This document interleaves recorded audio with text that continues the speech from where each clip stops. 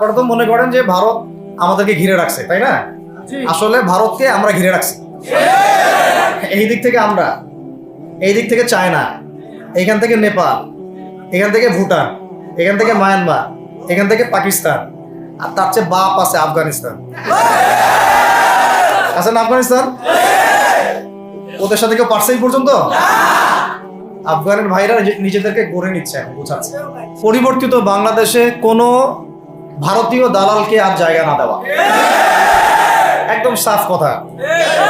বরং প্রত্যেকটা ডিপার্টমেন্টে যেখানেই তারা লুকিয়ে আছে ঘাপটি মেরে, এই প্রত্যেকটা ভারতীয় দালালকে এখান থেকে বের করতে হবে।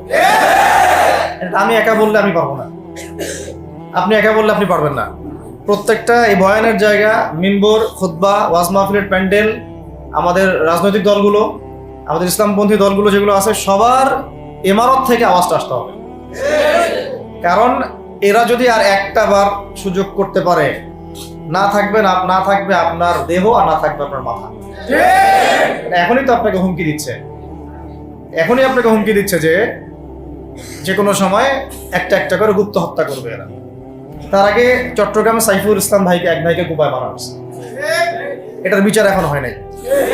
যারা মারছে ওদের পক্ষ নিয়ে আমরা আবার সংখ্যালঘুর স্লোগান তুললাম। এ কেমন সংখ্যালঘু যে আমার ভাইকে জবাই করে হত্যা করে? হ্যাঁ, সংখ্যালঘু নির্যাতন তো হচ্ছে ভারতের এক একটা মসজিদ তারা ভাঙতেছে এখন। এটা একটা লক্ষণ। আস্তে আস্তে ওর মানচিত্র মসজিদের মতোই ভেঙে খান খান হয়ে যাবে ইনশাআল্লাহ। এরা যেমন অখণ্ড ভারত চায়, আমরা অখণ্ড ভারতই চাই। আমরা চাই অখণ্ড ভারত হবে কালিমা লা ইলাহা ইল্লাল্লাহ মুহাম্মাদুর রাসূলুল্লাহ। আপনারা তো মনে করেন যে ভারত আমাদেরকে ঘিরে রাখছে, তাই না? আসলে ভারতকে আমরা ঘিরে রাখছি। এই দিক থেকে আমরা, এই দিক থেকে চায়না, এখান থেকে নেপাল, এখান থেকে ভুটান, এখান থেকে মায়ানমার, এখান থেকে পাকিস্তান, আর তার চেয়ে বাপ আছে আফগানিস্তান। আছে না আফগানিস্তান? ওদের সাথে কেউ পারছে এই পর্যন্ত? আফগানের ভাইরা নিজেদেরকে গড়ে নিচ্ছে, এখন বোঝাচ্ছে। এখন কথা হচ্ছে, আমরা একটা কাপুরুষতার পরিচয় দিচ্ছি। নেপাল ওকে টাইম দেয় না, ভুটান টাইম দেয় না, মায়ানমার টাইম দেয় না, চায়না তো দেয়ই না, আর আমরা তাকে একেবারে প্রভুর আসনে বসায় রাখছি। আমরা কি দিছি? আমরা ইলিশ দেই, আমরা ট্রানজিট দেই, আমরা রেল দেই, আমরা বন্দর দেই, আমরা আর কি দেই? গ্যাস তো দেই মাশাআল্লাহ। তারপরে পণ্যগুলো তো দিচ্ছি, গার্মেন্টস দিয়ে দিচ্ছি, আমাদের প্রশাসনের মধ্যে লোকজন দিয়ে দিচ্ছি, কর্মী শ্রমিক দিয়ে দিচ্ছি। এই জন্যই তো বলি, কেন সে স্ট্যাটাস দেয় যে এই স্বাধীনতা তার স্বাধীনতা। এটাই তো আমার কারণ। তার মানে তারা আমাদের সার্বভৌমত্বটাকে স্বীকার করে না, তাই না? তারা যদি আমাদের স্বাধীনতা, সার্বভৌমত্বকে স্বীকার করতোই, তাহলে তো এরকম স্ট্যাটাস দিত না। তো এখন কথা হচ্ছে, আমরা মাথা নত করার জাতি না। আমাদের নবী মুহাম্মদ সাল্লাল্লাহু আলাইহি ওয়াসাল্লাম মাথা উঁচু করে দাওয়াতি কাজ করছেন। মার খেলেও কখনো তিনি মাথা নিচু করেন নাই। সাহাবায়ে কেরাম রাদিয়াল্লাহু আনহুম আজমাইন মাথা উঁচু করে দাওয়াতের কাজ করছেন, কারো সামনে মাথা নত করেন নাই ইল্লাল্লাহ, আল্লাহ ছাড়া। মার খেয়েছেন, হিজরত করতে হলে হিজরত করেছেন, কখনো মানুষ গালি দিয়েছে, গালি সহ্য করেছেন, কখনো মদিনায় চলে যেতে হয়েছে, দেশ ছাড়তে হয়েছে, দেশ ছাড়ছেন, আবার কখনো ইসলামী রাষ্ট্র কায়েম করতে হয়েছে, রাষ্ট্র কায়েম করছেন। জিহাদ করার দরকার, জিহাদও করছেন, কেতালের দরকার, কেতালও করছেন। আস্তে আস্তে মক্কা বিজয় করছেন, করেন নাই? সিরাত পড়তে হবে, সিরাতের ধারাগুলো আমাদেরকে বুঝতে হবে। এখন আমরা তো তার উত্তরসূরি, আমরা তাদের উত্তরসূরি। প্রথম কথা হচ্ছে, আমরা আমাদের নতজানু মনোভাবটাকে আগে ত্যাগ করতে হবে, এক নাম্বার। আর অতীতের জীবনের যে ভুল ত্রুটিগুলো দ্রুত সংশোধন করতে হবে। এখন আর আমাদের হাতে অনেক লম্বা সময় আছে এমন না বিষয়। কত কি যে দ্রুত হয়ে যাবে আপনি হয়তো ভাবতে পারেন। বিশ্বটা খুব দ্রুত চেঞ্জ হচ্ছে। এই অল্প সময়ের মধ্যে আফগানের ভাইরা দাঁড়ায় গেছে, অল্প সময়ের মধ্যে সিরিয়া দেখলেন যে পরিবর্তন হয়ে যাচ্ছে। তারপরে আপনি কয়দিন পরে দেখবেন ইনশাআল্লাহ যে এই আপনার প্যালেস্টাইনের অবস্থাও পরিবর্তন হবে ইনশাআল্লাহ। তখন এরা আবার আজকে ঠিকই বলবে যোদ্ধা, তখন ঠিকই বলবে যোদ্ধা। এখন বলতেছে বিদ্রোহী, বলতেছে সন্ত্রাসী। হ্যাঁ, তো একটা বিষয় আগে বলে নেই, এটা বোঝার দরকার আছে যে দেখেন, ফিলিস্তিনে যে অবস্থা চলতেছে সেখানে কিন্তু আমাদের তাবলিগের মেহনতটা মূল না, সেখানে আমাদের জিহাদের মেহনতটা মূল, তাই না বিষয়টা? ওখানে তো সবাই ওখানে বোম পড়তেছে, ওখানে কি সবাই তাবলিগের মেহনত করবে না অস্ত্র হাতে নেওয়া ফরজ? এটা বোঝার জন্য আপনার তো মুফতি হওয়ার দরকার নেই। হ্যাঁ, আবার যখন আফগানে আমেরিকা হামলা চালাইছিল তখন কি শুধু তাবলিগটা ফরজ ছিল না ওদের হামলা প্রতিরোধ করা ফরজ ছিল? ফরজ ছিল। একই অবস্থা সিরিয়াতে হয়েছে, কিন্তু বাংলাদেশে এখন সেই অবস্থাটা নাই। কিন্তু বাংলাদেশে তাবলিগের মেহনত, আমর বিল মারুফ নাহি আনিল মুনকারের মেহনত তো চলবে, মানে তাবলিগের মেহনত, দাওয়াতের মেহনতটা চলবে। যদি কখনো বাংলাদেশে দেখা যায় যে দেশের শত্রুরা বা দিনের শত্রুরা বা উগ্রবাদীরা এই দেশের স্বাধীনতা সার্বভৌমত্বের উপর আক্রমণ করে, তখন কি আমাদের উপরে জিহাদ ফরজ হবে কিনা? এখন যদি তাই হয়, এখন আপনাদের কি মনে হয় এটার সম্ভাবনা আছে না নাই? এটুকু ইন্টেলেকচুয়াল অবস্থা তো আপনাদের আছে, এটার সম্ভাবনাও হতে পারে, আজ হোক কাল হোক, হতেই পারে। তখন আমার প্রিপারেশনটা কি হবে সেটা আমাকে এখন জানতে হবে। আমার প্রিপারেশনটা কি হওয়া উচিত? প্রথম প্রিপারেশন হওয়া উচিত আগের সমস্ত জিন্দেগিতে যা করছি নিজেকে আল্লাহর দিকে ফিরাই নিয়ে আসে। এটা প্রথম কাজ। যে আল্লাহর দিকে ফিরে আসে নেই, তার সাথে না জিহাদের সম্পর্ক আছে না কিতালের কোনো সম্পর্ক আছে, সে তো আল্লাহর পথেই নাই। তো প্রিয় যুবক ভাইরা, আগে প্রথম কথা হচ্ছে আগে আপনি আল্লাহর দিকে ফিরে আসেন, এক নম্বর। দ্বিতীয় কথা হচ্ছে এরপরে আমাদের প্রয়োজন শারীরিক প্রস্তুতি। শারীরিক প্রস্তুতি যেমনটা বললাম যে কোনো অবস্থাতেই আলেম ওলামাদেরকে, দায়ীদেরকে, মুফতিদেরকে, মুহাদ্দিসদেরকে, মাদ্রাসার শিক্ষকদেরকে, খতিবদেরকে ভিতরে ঢুকতে দেওয়া যাবে না। কারণ আপনাদেরকে যদি ভিতরে নিয়ে যাওয়ার স্কোপ পায় তারা নতুন করে আবারও কেউ, তাহলে আর সুস্থ রাখবে না, ফিজিক্যালি আপনি ঠিক থাকতে পারবেন না। অতএব একটা সামাজিক প্রতিরোধ গড়ে তুলতে হবে সবসময়। মানে একটা এলাকার মধ্যে একজন আলেম আছেন, সেই আলেমকে এলাকা থেকে নিতে পারবে না, তাকে নেওয়ার আগে 100 জনের উপর গুলি চালাইতে হবে, এমন একটা মুভমেন্ট থাকতে হবে। প্রতিবাদ না করলে আপনি বান্দরবনে যান, বান্দরবনের পাহাড়ি এলাকায় গিয়ে কোন একটা পাহাড়ি লোককে উঠাই নিয়ে আসেন, দেখি কত বড় সাহস আছে। আর্মি পর্যন্ত পারে না। কে পারে না? সেনাবাহিনী পারে না। পারে? পাহাড়িরা ওইখানে ঐক্যবদ্ধ হয়ে যায়, ওদের মহিলারা ঝাড়ু নিয়ে সামনে চলে আসে। এই আমাদের বান্দরবনের কথা বলতেছে। ওখানে যে কুকি চিং একটা ফ্রন্ট গঠন করছে সশস্ত্র বিদ্রোহীরা, ওই অংশটুকুকে নিয়ে একটা মাস্টার প্ল্যান আছে ওদের। ওই অংশটুকুতে তারা একটা খ্রিস্টান রাজ্য বা আলাদা একটা পাহাড়িদেরকে নিয়ে একটা রাষ্ট্র প্রতিষ্ঠা করতে চায়, এটা ওদের স্বপ্ন আর কি। এই উদ্দেশ্যে তারা হাঁটতেছে এবং তারা অস্ট্রের ভাষায় কথা বলে। ওখানে তারা পতাকা বানাইছে, মানচিত্র বানাইছে, এমনকি লাস্ট টাইম আমরা ওখানে গিয়ে শুনলাম যে মুদ্রাও নাকি বানাচ্ছে। মুদ্রা বুঝতেছেন বিষয়টা কত ডিপ? আমাদের রাষ্ট্রে যে কত সমস্যা, আর জানি না যারা দায়িত্বে আছে তারা কি করতেছে, আসলে কোন দিকটা সামাল দিচ্ছে। অর্থনৈতিক দিকটা দেখবে না এই পাহাড়ি এলাকার সমস্যাগুলো মেটাবে, নাকি আমাদের মুসলিম উম্মার অভ্যন্তরীণ সমস্যাটা মেটাবে, না শহীদ ভাইদের খবর নিবে, না পঙ্গু ভাইরা যারা পড়ে আছে হাসপাতালে তাদের খবর নিবে? সিনেমা দেখতে বসে গেছে। কোন আক্কেলে সিনেমা দেখেন আপনি?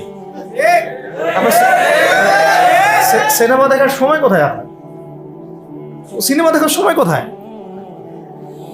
এই যে যতগুলো ভাই শহীদ হয়েছে তাদের পরিবারের খোঁজখবর নেওয়া লাগবে না? এবং যতগুলো ভাই এখন হাসপাতালে কাতরাচ্ছে তাদের সঙ্গে হাজার হাজার ছাত্র ভাই, তাদের চিকিৎসা করানো লাগবে না? যত মানুষকে গুম করা হয়েছে ওদেরকে মুক্ত করা লাগবে না? তারাও তো জানে এটা অন্যায়, এবং যারা করে তারাও বলে এটা অন্যায়। জানেন, যারা করে তারাও বলে এটা অন্যায়। এবং আমাকেও বলেছিল যে আমি জিজ্ঞাসা করেছিলাম যে আমাকে যদি মানে প্রকাশ্য কোর্টে চালান করে দেওয়া হয় এবং যাদের সামনে বলা হয় যে আমাকে গুম করা হয়েছে, এবং এরপর যদি বলা হয় যে আমাকে গুম করার পরে কোনো রকমের নেগেটিভ কিছু পাওয়া যায় নাই তাই আমরা ছেড়ে দিয়েছি, এই কথাটা কি বলা যাবে কি যাবে না? তারা বলছে যে না, এটা বলা যাবে না, কারণ এই কাজটা তো মানবতা বিরোধী অপরাধ, এটা করলে তো বললে তো সবাই আবার বুঝে দেবে। তো এই হলো অবস্থা। ওখানে আমরা বুঝেছি যে বাংলাদেশের প্রশাসনে দুইটা ভাগ আছে। একটা ভাগ হচ্ছে মারাত্মক রকমের ইসলাম প্রিয় এবং দেশপ্রেমিক, মাশাআল্লাহ, আমরা তাদেরকে স্যালুট জানাই, মাশাআল্লাহ। কিন্তু আপনারা ভুল জায়গায় শ্রম দিচ্ছেন, আপনারা ভুল জায়গায় মেধা, শ্রম এবং আপনাদের জীবন নষ্ট করতেছেন। আপনাদের থাকা দরকার ছিল ওলামায়ে কেরামদের সাথে। তাহলে আপনাদেরকে টক্কর দিয়ে কেউ সামনে যেতে পারতো না। আপনারা খালিদ বিন ওয়ালিদ হতে পারতেন আমাদের, আপনারা কিন্তু ওমর ইবনে খাত্তাব হতে পারতেন। ওইখানে ঢুকে আপনারা শুধুমাত্র দুনিয়ার স্বার্থে সব নষ্ট করতেন। আমাদেরকে বলা হচ্ছে হুজুর বদদোয়া করিয়েন না, হুজুর ছেড়ে দিচ্ছেন, আমাদেরকে বদদোয়া দিয়েন না আবার বের হয়ে। আমাদের চাকরি এটা, ডিউটি এটা। এক ভাই আমাকে কোরআন এনে দিয়েছিল, নির্জনতা তো, ওখানে নির্জনতার সঙ্গী হচ্ছে কোরআন, কোরআন এবং নামাজ। তো এক ভাই দেখেছে আমি একটু নির্জন, মন খারাপ বসে আছে, একটা কোরআন নিয়ে এসে দিয়েছে, হুজুর কোরআন পড়েন আপনি, মন ভালো হবে। আর একজন এসে কোরআন নিয়ে চলে গেছে। কোরআন পড়ে ওখানে যদি আপনি আবার উল্টাপাল্টা কিছু করেন, ওদের নিয়ম নাই কোরআন দেওয়ার, কোরআন দেওয়ার কি নাই, নিয়ম নাই। তো এই হলো অবস্থা। কথা হচ্ছে যে এই ভাইদেরকে মুক্ত করাও তো তাদের কাজ ছিল। যে ওলামায়ে কেরামদের একজনের উপরে 3টা 4টা 5টা 10টা করে মামলা এখনো ঝুলতেছে, তাদেরকে মুক্ত করা উচিত ছিল না? আর এই পুরো জুলুমের পিছনে যত জালেম ইনভলভ ছিল তাদেরকে আইডেন্টিফাই করে ভিতরে ঢোকানো উচিত ছিল না? হয়েছে সবকিছু? এই জিনিসগুলোর মধ্যে অনেক গ্যাপস আছে। এগুলো যদি এভাবে চলতে থাকে তাহলে আগামীতে আমরা যারা ইসলামিক রাজনীতি করব বলে চিন্তা করতেছি বা ইসলামকে রাষ্ট্র ক্ষমতা নিতে চাই, আমরাও কিন্তু বেগ পাবো, ভালো রকমের বেগ পাইতে হবে। আর বিগত সময়ে আমরা অনেক ভুল করছি, যেমন মন খারাপ করেন না, এগুলো আমরা ভুল করছি। এই যে আমরা সেকুলারদেরকে অনেক বিশ্বাস করে ফেলছি, ওদের সাথে জোট করতে গেছি, ঠিক আছে, ওদেরকে আমরা ভাই মনে করার চেষ্টা করছি। আসলে এদের সাথে আর কাফেরদের সাথে কোনো পার্থক্য নেই। সেকুলারিজমে যারা আছে আর কুফার যারা, এদের মধ্যে কোনো পার্থক্য নেই। ওই কালিমা পড়া না পড়ার পার্থক্য, তো বাকি আপনার পিঠে ছুরি এরও মারবে ওরও মারবে। আর আমি ছোট মানুষ, ছোট জায়গা থেকে বলতে চাই যে আমাদের যে ওলামায়ে কেরামগণ মাঠে আছেন, যে রাজনৈতিক দলগুলো আপনারা মাঠে আছেন, এবার আপনারা কোনো রুটির টুকরার জন্য লড়বেন না, এবার পুরো রুটি নিয়ে লড়বেন। প্রত্যেক আসনে প্রার্থী দিবেন আপনারা, যেহেতু এর বাইরে সিস্টেম এখন অন্য সিস্টেমে যাওয়ার সুযোগ হচ্ছে না, তাহলে পুরো রুটিটার জন্য লড়তে হবে আপনাদের।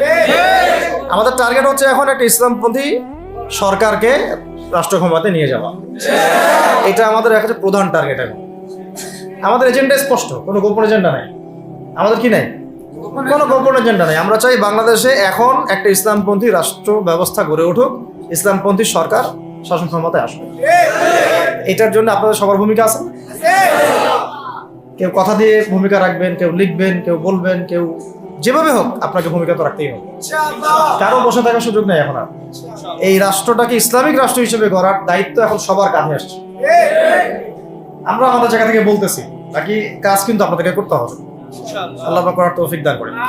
আর ইসলামপন্থী ভাইদের আপোষের যে দূরত্ব, এটা কমায় ফেলতে হবে। এই দূরত্ব রাখা যাবে না। ইখতিলাফ আছে থাক, যদি আকীদাগত মৌলিক কোনো পার্থক্য না থাকে, আমরা তো ভাই ভাই।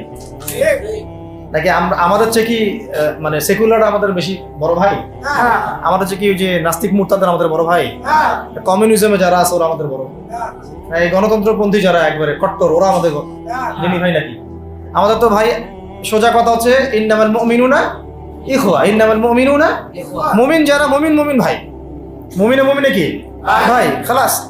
আল মুসলিম ওয়া আখুল মুসলিম, মুসলিমের ভাই কি? মুসলিম, খালাস, এইটুক। মুসলিম আমার ভাই, মুসলিম আমার ভাই। এখন যারা এদেশের রাষ্ট্র ক্ষমতা ইসলামকে চায় না, তারা আমাদের ভাই না। সে যে কোনো নামে আসুক, এক্স ওয়াই জেড, দেখার দরকার নেই। এক্স নামে আসুক, ওয়াই নামে আসুক, জেড নামে আসুক, যারা রাষ্ট্র ব্যবস্থা ইসলামকে চায় না তারা আমার ভাই না। সোজা কথা। এখন রাষ্ট্র ব্যবস্থা ইসলাম চায় যে ভাইরা আমাদের, ওই ভাইদেরকে একসাথে থাকতে হবে। আল্লাহর কসম করে বলতেছি, ইনশাআল্লাহ যদি এই ভাইরা আমরা একসাথে থাকতে পারি, এর সাথে আমরা দায়ীরা, তালেবে ইলমরা এবং আপনারা তো যুব সমাজ আছেন, আমাদেরকে টক্কর দিয়ে বাংলাদেশের রাষ্ট্র ক্ষমতায় কেউ যাইতে পারবে না ইনশাআল্লাহ। সবাইকে ভূমিকা রাখতে হবে। এখন অন্য আলোচনা হচ্ছে, এই আলোচনাটাই বেশি দরকার। অন্য আলোচনা অনেক শুনছেন জীবনে, এখন বাংলাদেশে দরকার একটা ইসলামপন্থী রাষ্ট্র ব্যবস্থা। এর বাইরে কোনো আলাপ নাই। এখন এটা প্রতিষ্ঠা করার জন্য কি করতে হবে সেটা ফিকির করেন। তো কি করতে হবে বলেন? প্রথম কথা হচ্ছে আমাদেরকে আগে বৈশ্বিক জালেমদেরকে চিহ্নিত করতে হবে। পুরো বিশ্বে কারা জালেম, এটা কি চিন্তা কারো বাকি আছে? পুরো বিশ্বের সবচেয়ে বড় জালেম, যে সবচেয়ে বড় জালেম, এটা চিন্তা কি আপনার বাকি আছে? এই কথা বলতে যে ভয় পায়, তার তো নবীর ওয়ারিস হওয়ার দাবি করার উচিত না। খোলামেলা, এটা সবাই জানে। সারা বিশ্বের জুলুমের কারখানা হচ্ছে মানুষ ত্রাণ নিতে গেলে পর্যন্ত সেখানেও বোম্বের মানুষ হত্যা করছে। আমরা এটা দেখার মতো আর সাহসী নাই। অনলাইনে এগুলো আমার দেখতে গেলে যে বাচ্চাদের অবস্থাগুলো আমরা চোখের সামনে আসে, আমি স্কিপ করে চলে যাই। হয়তো কতটুকু দোয়া করতে পারি আল্লাহ ভালো। দোয়া করে কি করব? আমার দোয়ার তো তার দরকার নেই। আমার দোয়ার তার কি দরকার আছে? আমাদের মতো পাপী মানুষের দোয়া দিয়ে তার কি হবে? এখানে তো স্পষ্ট যে পুরো বিশ্বের জুলুম জালেমের শক্তির কেন্দ্রস্থল কোনটা, সেখান থেকে সব মাস্টার প্ল্যান হচ্ছে। আর যদি ওই আমেরিকা কোনো সেবা দাসকে আমরা ক্ষমতায় নিয়ে আসি, আমাদের ভুল হবে না? ছাত্র ভাইরা এই ভুলটা করছে। ছাত্র ভাইরা ভুলটা করছে কারণ আপনাদের দিনের জ্ঞানের বুঝের কারণে, বুঝের অভাবের কারণে করছে। ঠিক আছে, ঠিক আছে। এখন যে মানে সম্ভাবনা শেষ হয়ে গেছে এমনও না। আর এখন সবাই প্রতিবাদের ভাষায় কথা বলতে পারে। একটা রেভলিউশন ঘটানোর মতো সিচুয়েশন বাংলাদেশে আছে। অন্তত পক্ষে আমাদের ভাইদের মধ্যে আমরা দেখেছি, ছাত্র ভাইদের মধ্যে সাহস তো মাশাআল্লাহ অবশ্যই আছে, ডেডিকেশন আছে, জীবন দেওয়ার মানসিকতা আছে। তাদেরকে খালি নার্সিং করতে হবে, জীবনটা যেন ভুল পথে না যায়। এখন আবু সাঈদের রক্তের উপর দাঁড়ায় যদি কোনো সেকুলার ক্ষমতায় আসে, তাহলে এটা আবু সাঈদের রক্তের সাথে গাদ্দারি হচ্ছে। এই মুগ্ধদের রক্তের উপর সিঁড়ি বানায় যদি কোনো জাতীয়তাবাদীরা আর ওই সেই গণতন্ত্রপন্থীরা, ওই ইসলামের দুশ্মনরা, ওই ভারতের দালাল্লাই যদি ক্ষমতায় আসে, তাহলে এটা ওদের রক্তের সাথে গাদ্দারি হচ্ছে। এই গাদ্দারির মাফ হবে না। এইটা পলাশির যুদ্ধের চেয়ে বড় মীর জাফরি হয়েছে, এটা ৭১-এর চেয়ে বড় রাজাকারী হয়েছে। আপনারা বলেন যে দেখেন, ভালো করে বুঝেন, গুম হয়েছে এক শ্রেণী, আমার কথা মন খারাপ করে না, এক শ্রেণী গুম হয়ে গেছে, এক শ্রেণী ক্রসফায়ার, এক শ্রেণী শাপলা চত্বরে রক্ত দিছে, তাই নাই? এক শ্রেণী ওলামায়ে কেরাম মামলা নিয়ে ঘুরে বেড়াচ্ছে মাথার উপরে, এক শ্রেণীর ছাত্র ভাইরা রাস্তায় শহীদ হলো, আর এক শ্রেণীর ছাত্র ভাইরা পঙ্গু হয়ে হাসপাতালে বেডে পড়ে আছে। ক্ষমতায় গেছে কারণ নতুন এক শ্রেণী। হ্যাঁ, এবং ওখানে এমন কিছু মানুষ আছে যাদের সাথে আন্দোলনের কোনো সম্পর্ক ছিল না, সম্পূর্ণ উড়ে এসে জুড়ে বসছে তারা। তাহলে এখানে ইসলামিক রাজনৈতিক দলগুলোকে সামনে রাখা যেত, তাদের থেকে তো উপদেষ্টা একটাও নেয় নাই। জামাত ইসলাম থেকে একটা উপদেষ্টা নিছে কিনা? হেফাজত ইসলাম থেকে কোনো উপদেষ্টা নিছে কিনা? আমাদের চরমনায় থেকে একটা উপদেষ্টা নিছে কিনা বলেন? তার মানে রাষ্ট্র গঠনে আমাদের কোনো ভূমিকা নাই না। আমাদেরকে বুঝাইছে যে আপনারা পরে আসে, ইলেকশন দিব, তখন আপনারা ইলেকশন লইলেন। ইলেকশন সে কবে দেয় সেটাও দেখে, আদৌ দেয় কিনা সেটাও দেখে।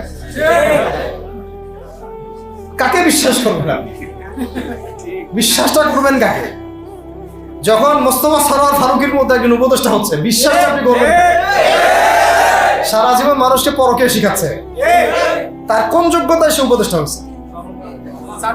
আচ্ছা, একটা কাজ করেন, এটা উপদেষ্টা করার জন্য একটা পরীক্ষা নেন না, দেখি বিসিএস এর মতো, দেখেন না এটা পাস করে কিনা। অথবা আপনি একটা কাজ করেন, ইসলামিক সেন্সের পরীক্ষা নেন, দেখেন কোরআন তেলাওয়াত করতে পারে কিনা। কিসের ভিত্তিতে হলো? এই যে এই সমস্যাগুলো থেকে গেছে। তারপরেও যা হয়ে গেছে হয়ে গেছে। এখন আমাদের যেটা কথা সেটা হচ্ছে, আমরা তো আর কোনো বিদ্রোহে যেতে চাই না, আমরা যে শান্তিপূর্ণভাবে ইসলাম প্রতিষ্ঠা করতে। কিন্তু প্রয়োজনে যদি তারা মানে আমাদের উপর জুলুমের ভাষা বেছে নেয়, তাহলে আমরা অবশ্যই এবার প্রতিবাদের ভাষা বেছে নেব ইনশাআল্লাহ। এই জন্য সবার আগে জরুরি হচ্ছে যুবকদেরকে এক কাতারে থাকা, ইসলামপন্থী ভাইদের সাথে থাকা, ইসলামী সংগঠনের সাথে থাকা, এবং নাম XYZ যেটাই হোক না কেন, নাম XYZ হতে পারে, আপোষে ভাই ভাই হয়ে থাকা। এটাতে যদি ভাই আমরা এবার ভুল করি, আল্লাহর কসম করে বলতেছি, আল্লাহ না করুক, এরপরে যদি মায়ের আসে, না আপনি বাঁচবেন না আমি বাঁচব, কেউই না, ইনশাআল্লাহ ওই দিন আসবে না। আর আমরা যদি ইনশাআল্লাহ আজ্জা ওয়া জাল যদি আমরা এটাকে মদিনা রাষ্ট্র বানাতে পারি, এই বাংলাদেশকে যদি আমরা একটা মদিনা রাষ্ট্র বানাতে পারি, ইনশাআল্লাহ কালকে গাজওয়াতুল হিন্দ হবে ওটার জন্য রেডি আমরা ইনশাআল্লাহ। পাকিস্তানের কাছে কিছুই নাই, আছে খালি 10টা 12টা পারমাণবিক কোনো অস্ত্র, তাতেই ভয়ে কাঁপতে থাকে। চায়না খালি একটু ভয় দেখায় যে আগাইলে কিন্তু সিকিম নিয়ে নিব, আগাইলে কিন্তু চিকেন নেক গিলে ফেলবো। চায়নার ওই ছোট ছোট যোদ্ধাদের কাছে যে মাইটটা খায়, আর আমাদের এখানে দেখা যায় যে সীমান্তর মধ্যে একটা একটা কৃষকও যদি সীমান্ত থেকে দূরেও হাল চাষ করে ওকে গুলি করে মেরে ফেলে। ফেলা নেই? ফেলানির কথা ভুলে গেছেন আপনারা? আমাদের বন্যা এরকম কতগুলো মানুষকে সীমান্ত হত্যা করে মারা হয়েছে।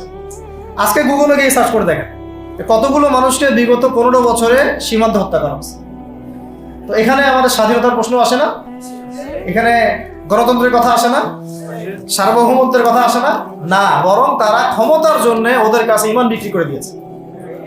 ক্ষমতার জন্য এই উগ্রদের কাছে, মানে উগ্র হিন্দুত্ববাদীদের কাছে ওরা তাদের ঈমান, ওদের আমল, ওদের তাকওয়া, ওদের দিন সব বিক্রি করে দিচ্ছে। এই জন্য আমি আগে বলেছি একটা লেকচারে যে আমরা যদি বিরিয়ানি খেতে চাই, আপনি যদি বিরিয়ানি খেতে চান একটা পাত্র নেবেন কি না? জি। আচ্ছা, পাত্রটা যদি ময়লা থাকে খাবেন? পাত্র অনেক ময়লা আছে, আপনি কি ওইখানেই বিরিয়ানি ঢালবেন? ঢেলে খাওয়া শুরু করবেন? সবার আগে আপনি কি করেন? এটাকে ধোন, পরিষ্কার করেন, তাই না? বাংলাদেশকে যদি আপনি ইসলামী রাষ্ট্র হিসেবে করতে চান, আগে এই দেশের মধ্যে যে পয়জন গুলো আছে এগুলোকে দূর করতে হবে। সমস্ত পয়জনকে ধুয়ে সাফ করতে হবে। তারপরে যে খেলাফা বা শরিয়া বা ইমারা যেটাই আসুক, ইমারা এক জিনিস, খেলাফা আর এক জিনিস। আমি এক কথায় বোঝাচ্ছি ইসলামী রাষ্ট্র ব্যবস্থা। ইসলামী রাষ্ট্র ব্যবস্থা যদি ইসলামী রাষ্ট্র ব্যবস্থা তারপরে আসে জমিন সাফ করার পরে, তখন সেটা সাস্টেইন করবেন ইনশাআল্লাহ। আর যদি ময়লার মধ্যেই ইসলামী রাষ্ট্র কায়েম করতে চান, তখন হবে উদাহরণটা এরকম যে আপনি এই নোংরা ড্রেনের মধ্যে নেমে গায়ে সাবান মাখা শুরু করছেন, হাততে কোনো লাভ হবে না, বরং ওই নোংরাই আপনাকে খেয়ে ফেলবে। ঠিক আছে? ডেমোক্রেটিক সিস্টেমের মধ্য দিয়ে যদি আমাদের ভাইরা ক্ষমতা যেতে পারে, যাক না, সমস্যা কিছু নাই। এটা কতটুকু জায়েজ না জায়েজ, হালাল হারাম, সুন্নাত, এদিকে আমি যাচ্ছি না। এবং এটা নিশ্চিত তারাও জানে এটা সুন্নাত না, তারাও জানে এটা কি না, সুন্নাত পদ্ধতি না। কারণ রাসূলুল্লাহ সাল্লাল্লাহু আলাইহি ওয়াসাল্লাম দাওয়াতের মধ্য দিয়ে এবং সশস্ত্র যুদ্ধের মধ্য দিয়ে মানে মক্কা বিজয় করেছেন। দাওয়াতের মধ্য দিয়ে তিনি মদিনা রাষ্ট্র কায়েম করেছেন। তারপরে মদিনা রাষ্ট্রকে বেস করে আস্তে আস্তে আরও রাষ্ট্রকে এক্সপেন্ড করেছেন। বদর, উহুদ, খন্দক, খায়বার এগুলো হয়েছে, আস্তে আস্তে মক্কা বিজয় হয়েছে। মূল ছিল আগে মদিনা রাষ্ট্রটা কায়েম করা। তো আমরা যে কোনো ভাবেই হোক মদিনা রাষ্ট্রটা আমাদের কায়েম করতে হবে আগে, তারপরে ইনশাআল্লাহ তাআলা দেখবেন হ্যাঁ ওই অখণ্ড ভারত আমরাও কায়েম করবো ইনশাআল্লাহ। সংখ্যা দিয়ে কিচ্ছু না, ওদের সংখ্যাকে আমরা ভয় পাই না, ওদের সংখ্যাকে ভয় পাওয়ার কিচ্ছু নাই, সংখ্যাকে ভয় পাওয়ার কিচ্ছু নাই। কারণ কোরআন আমার সামনে যে কোরআনটা আছে এটা দেখে একটু খারাপ লাগলো। কোরআনের যে অবস্থা এটা খুব মনের কষ্ট দিল আর কি। কোরআনটা হবে চকচকা, এটা দেখে বোঝা যাচ্ছে এটা অনেকদিন কেউ পড়েই নাই। আপনাদের বাসার যদি কোরআনের এই হালত হয় তাহলে আমাদের দ্বারা দিন কায়েম হবে না। আপনার কোরআনের হালত হবে এমন যে কোরআনে এক বিন্দু পরিমাণ কোনো ময়লা নাই, প্রত্যেকদিন আপনার হাতের স্পর্শেই ময়লা দূর হয়, তখন এই কোরআন আপনার পক্ষে কথা বলবেন ইনশাআল্লাহ। ভাই কোরআনের কাছে চলে আসেন, আর দেরি করেন না, সময় নাই। আল্লাহ পাক সবাইকে কবুল করেন, আমিন। এই মসজিদগুলোকে কাজে লাগান, এখানে তালিমি বৈঠক চালু করেন প্রত্যেক সপ্তাহে। আমি যদি প্রত্যেক মাসে রংপুরে আসি, প্রত্যেক মাসে সময় দেবো ইনশাআল্লাহ। আপনারা এখানে ইমাম ঠিক করেন, খতিব ঠিক করেন এবং ওই যে টিচার ঠিক করেন, করে আপনারা কোরআন শিক্ষার ব্যাচ চালু করেন, কোরআনের তাফসীরের ক্লাস চালু করেন, তারপরে তুলনামূলক আরবি ভাষা শিখেন। মানে এগুলো শিখে নেন তাড়াতাড়ি, সময় নাই এগুলো, আমাদের হাতে সময় কম। এগুলো আজকে থেকে 10 বছর আগেই শেখা উচিত ছিল, তাই না? কিন্তু আমাদের এই সেকুলার শিক্ষা ব্যবস্থা আপনার জীবন থেকে 20 বছর কেড়ে নিছে। 20 বছর পড়াশোনা করার পরে আমি চ্যালেঞ্জ করতেছি, এই যে লাখ লাখ টিচারকেও যদি আপনি কোরআন তেলাওয়াত ধরেন সহি বলতে পারেন, অথচ তারা জাতির শিক্ষক হয়ে বসে আছে। তো সেকুলার শিক্ষা ব্যবস্থাটা আমাদের জীবন থেকে পুরা ইসলামের হকটাকে নষ্ট করে ফেলছে। আপনার অধিকার ছিল যে আপনি একজন স্কুলের স্টুডেন্ট, আপনি কোরআন পড়তে পারবেন। আপনি একজন কলেজের স্টুডেন্ট, আপনি কোরআনের তাফসীর করতে পারবেন। আপনি একজন ইউনিভার্সিটি পাস করেছেন, আপনি হাদিসও পড়তে পারবেন, এবারও তো দিতে পারবেন, এরাও দিতে পারবেন। এটা আপনার হক ছিল, কিন্তু এই হকটা নষ্ট করছে কারা? এই সেকুলার শিক্ষা ব্যবস্থা নষ্ট করে ফেলছে। এখন তো কিছু করার নাই। তো এটাতে আমাদের দোষ কি? আমাদের দোষ হচ্ছে আমরাই তো তাদেরকে ভোট টোট দিয়ে উপরে উঠেছিলাম। আমাদের বাপরা উঠেছে, আমাদের বাবার উঠেছে, তার বাবার উঠেছে। আমরা তো ওই সময় ইনসাফ করি নাই, ফল আমাদেরকে ভোগ করতে হয়েছে। আপনার এই প্রসঙ্গে দুটো কথা বলেই ফেলি, নাহলে আমি মানে হকাদায় হয় না। একটা মুসলিম ঘরের ছেলে, তার অধিকার নাই প্রাইমারি স্কুলে গিয়ে সে কোরআন শিখবে, আচ্ছা, আমাদের মৌলিক অধিকার কি? খাদ্য, বস্ত্র, বাসস্থান, শিক্ষা, চিকিৎসা, 5টা বলি না? তো কোরআন আমার মৌলিক অধিকার না? মুসলিম পরিবারের সন্তান আমি, কোরআন আমার মৌলিক অধিকার না? তারপর প্রাইমারি স্কুল আপনাকে শিখায় নাই, হাই স্কুল আপনাকে শিখায় নাই, এমনকি কারমাইকেল শিখাইছে আপনাকে, বেগম রোকেয়া বিশ্ববিদ্যালয় শিখাইছে? এরাও শিখায় নাই। এমনকি বিসিএস ক্যাডার হচ্ছেন কোরআন ছাড়াই, ডক্টর হচ্ছেন কোরআন ছাড়াই, ইঞ্জিনিয়ার হচ্ছেন কোরআন ছাড়াই, এমনকি শিক্ষা কমিশন গঠন হচ্ছে, ওই কমিশনের লোকদেরও কোরআনের জ্ঞান নাই। টকশোতে এসে আবার ঠিকই পটর পটর করে, কোরআনে পড়তেও পারে না, টকশোতে এসে পটর পটর করে। এই তো বিগত 10 বছর তো টকশোর বছর ছিল, খালি টকশো, দেখেন নাই? আলোচনা আলোচনা আলোচনা, একটা ন্যারেটিভ তৈরি করা হচ্ছিল, ইসলাম নিয়ে যারাই কথা বলবে এরাই জঙ্গি, এরাই মৌলবাদী, এরাই সন্ত্রাসী। হ্যাঁ, তো কিভাবে মানুষের ব্রেন ওয়াশ করা হয়েছে। আমি আসলে অবাক হয়ে গেছি এই ঘটনাটাতে, জুলাইয়ের ঘটনায়, যে যুব সমাজকে ধ্বংস করার জন্য তারা 20 বছর ঢেলে দিছে, ওই যুব সমাজই তাদেরকে পিটাই বের করছে। আল্লাহ পাকের কি পরিকল্পনা! আপনাদেরকে ধ্বংস করার জন্য 20 বছর ধরে তারা সিলেবাস কারিকুলাম করছে। আপনাদেরকে শরৎচন্দ্র পড়াইছে, বঙ্কিমচন্দ্র পড়াইছে, হুমায়ুন আহমেদ পড়াইছে, হুমায়ুন আজাদ পড়াইছে, হ্যাঁ শেক্সপিয়ার পড়াইছে, আর কত কি পড়াইছে। কোরআন পড়তে দেয় নাই, নামাজের স্বাধীনতা দেয় নাই, পর্দার স্বাধীনতা দেয় নাই। আমাদের বোন পর্দা করে পরীক্ষা দিতে গেছে, নেকাব খুলে ফেলা হয়েছে, কি করে নাই, কিন্তু ওই ছাত্র জনতার হাতেই পিটানি খাইতে হয়েছে। আল্লাহ পাকের দেখছেন কি একটা মিরাকেল, আল্লাহ পাকের কি মানে কুদরত, কারিশমা। ঠিক কিরকম হয়েছে জানেন? ঘটনাটা হয়েছে এরকম যে ফেরাউনের ঘরেই মুসা আলাইহিস সালামকে আল্লাহ পাক বড় করছে। মাশাআল্লাহ। তো আপনাদেরকে ধ্বংস করার জন্য কিন্তু এই পলিসিগুলো অ্যাপ্লাই করা হয়েছে। এখন যে আল্লাহ পাকের রহমতে আপনারা বিপদে যান নাই, আলহামদুলিল্লাহ। এখন যেটা আল্লাহ পাক বোঝার তৌফিক দিচ্ছেন, দেখেন আপনারা কোরআন শিখতে পারতেন, এখানে পারেন নাই। শিক্ষা কমিশনের মধ্যে কোরআন নাই। শুধু তাই না, দেখেন 360 জন এমপি মন্ত্রীকে আপনি বসায় দেন, 360 জন এমপি মন্ত্রীকে বসায় তাদের সবাইকে শুধু কিচ্ছু না, আমি বলবো খালি সূরা ফাতিহা তিলাওয়াত করতে পারে, পারলে শুধু মমতাজ পড়তে পারে নাকি?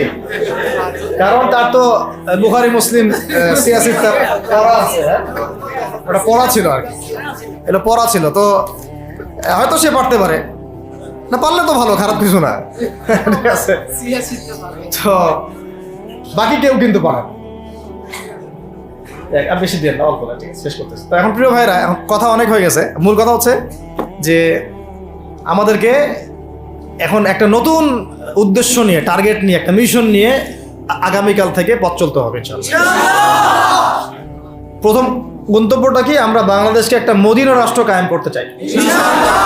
সেটা যদি করতেই হয় তাহলে আমাকে কার আদলে করতে হবে, কার সুন্নতে করতে হবে? নবী মুহাম্মদ সাল্লাল্লাহু আলাইহি ওয়াসাল্লামের তরিকায়। এবং তার তরিকার প্রথম কাজটাই হচ্ছে আগে ইলম শিখতে হবে। কি শিখতে হবে? এই মসজিদগুলোকে কাজে লাগান, মাদ্রাসাগুলোকে কাজে লাগান। এবং 2 নম্বর হচ্ছে ইলম একা একা শেখা যাবে না।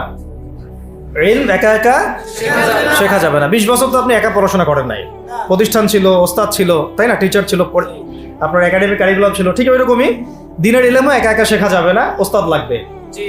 এবং আলহামদুলিল্লাহ আমাদের বাংলাদেশে ওস্তাদদের অভাব নাই, আলহামদুলিল্লাহ। প্রত্যেক জেলায় জেলায় উপজেলায় সব জায়গাতেই মুহাক্কিক বরেণ্য আলেমগণ আছেন, আলহামদুলিল্লাহ।